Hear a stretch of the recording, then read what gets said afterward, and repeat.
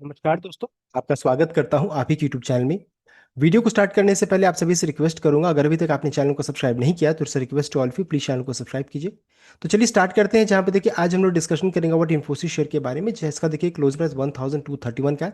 अच्छी खासी गिरावट के साथ क्लोजिंग देखने को मिला है। मार्केट क्लोज होने के बाद कंपनी ने रिजल्ट, साथ साथ कंपनी ने डिविडेंड का भी अनाउंसमेंट कर दिया, रिकॉर्ड एक टाइम अनाउंसमेंट हो चुका। तो इन सभी चीज़ों को चेक करेंगे। साथ साथ क्या रिजल्ट ने मार्केट एस्टिमेट को मीट किया कि नहीं किया, इसको भी चेक किया जाएगा। सबसे पहले चीज डिविडेंड को चेक करेंगे। तो डिविडेंड का अमाउंट है 25 रुपये, 25 रुपीज प्रति शेयर का कंपनी ने डिविडेंड अनाउंस किया था। जितना हम लोगों ने सोचा था ना, उतना ही देखने को मिला। 25 रुपीज का ही डिविडेंड है।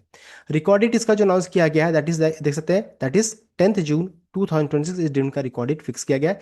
पेमेंट कब तक हो जाएगा, तो will be paid on June 25। देख सकते हैं, इसका पेमेंट भी कर दिया जाएगा। ये अपडेट आ रहा है। साथ साथ एजीएम का डेट भी उन्होंने बता दिया है, that will be held on June 23 को। देखिए एजीएम का डेट भी बता दिया गया है। तो ये हो गया important dates and dividend 25 rupees का। नेक्स्ट है रिजल्ट कैसा। देखिए कंपनी का लेटेस्ट रिजल्ट ये हो गया। कंपनी का ये आपका लास्ट ईयर का रिजल्ट हो गया, आपका प्रीवियस क्वार्टर का हो गया। सबसे पहले जी चेक कीजिए रेवेन्यू फ्रॉम ऑपरेशन कितना आया। तो देखिए 46,402 का, लास्ट ईयर था 40,925। ईयरली बेसिस में चेक कीजिएगा तो 13% का उछाल। क्वार्टरली बेसिस में 45,479 से बढ़ करके 46,402, यानी कि 2% का उछाल। अब देखिए रेवेन्यू के टर्म्स में ठीक ठाक सा परफॉर्मेंस है। इस रेवेन्यू में अगर अदर इनकम को जोड़ देंगे तो बन जाएगा टोटल इनकम 47,561 का भी है। लास्ट ईयर था 42,115, यानी ईयरली बेसिस में देख सकते हैं यहाँ पर उछाल हो गया अच्छा खासा, वो भी।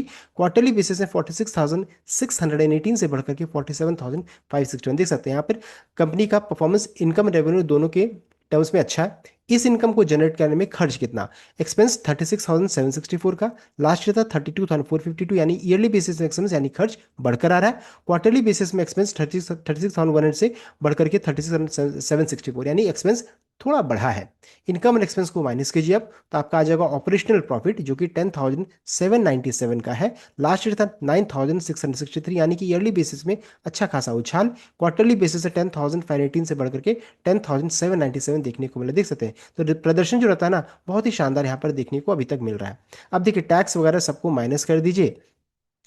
तो और साथ साथ एक और चीज ध्यान दीजिएगा, पिछले क्वार्टर में अगर चेक कीजिएगा तो यहाँ पर लेबर देख सकते हैं, इंपैक्ट ऑफ लेबर कोड यहाँ पर डिडक्शन हुआ था। ध्यान दीजिएगा ये डिडक्शन हुआ था, जिस कारण से पिछले क्वार्टर में कंपनी का परफॉर्मेंस बहुत ही निराशाजनक था।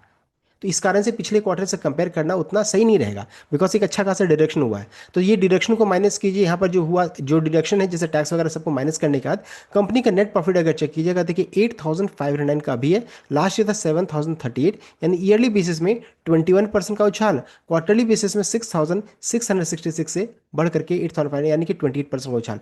एक्चुअली देखिए 28% से कम होता लेबर लॉ कोड जो पिछली बार हुआ था, तो अगर नहीं होता तो अच्छा खासा यहाँ पर थोड़ा कम मार्जिन रहता है। यहाँ पर ये चीज़ है। तो फिर भी रिजल्ट यहाँ पर अच्छा है, बिकॉज प्रॉफिट में भी उछाल है, रेवेन्यू में भी उछाल है।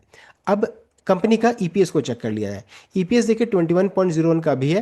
लास्ट ईयर था 16.98, यानी ईपीएस ईयरली बेसिस में शानदार उछाल हो गया। क्वार्टरली बेसिस ईपीएस 16.17 से बढ़कर के 21.01 देखने को मिल रहा है। देख सकते हैं तो रिजल्ट बहुत ही शानदार देखने को मिल रहा है।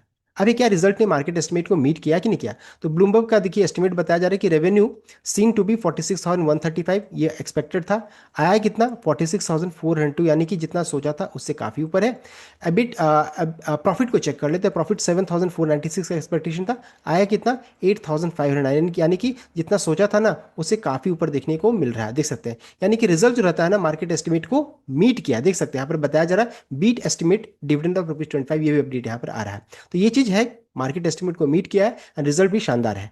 एक और चीज को ध्यान दीजिएगा, जैसे अभी क्या है कि रिजल्ट तो अच्छा आ गया, लेकिन मैनेजमेंट कमेंट्री मान लीजिए सीसी कांस्टेंट करेंसी के टर्म से मान लीजिए कोई नेगेटिव आया है, कुछ भी मैनेजमेंट का नेगेटिव आया, किसी कारण से अगर गिरावट होगी तो फिर एक बड़ा गिरावट हो सकता है। इस लेवल को ध्यान दीजिएगा, 1170 से लेकर के 1200 का लेवल बहुत इंपॉर्टेंट सपोर्ट का काम करेगा। बिकॉज देखिए अभी एक पैटर्न बना है जिसे बोलते हैं हेड एंड शोल्डर पैटर्न, यहाँ पर बना है। देख सकते हैं इस तरीके का पैटर्न यहाँ पर बन रहा है। तो ऑलरेडी यहाँ पर टूटा है, ये फिर से देखिए दूसरा लेवल टूट रहा है।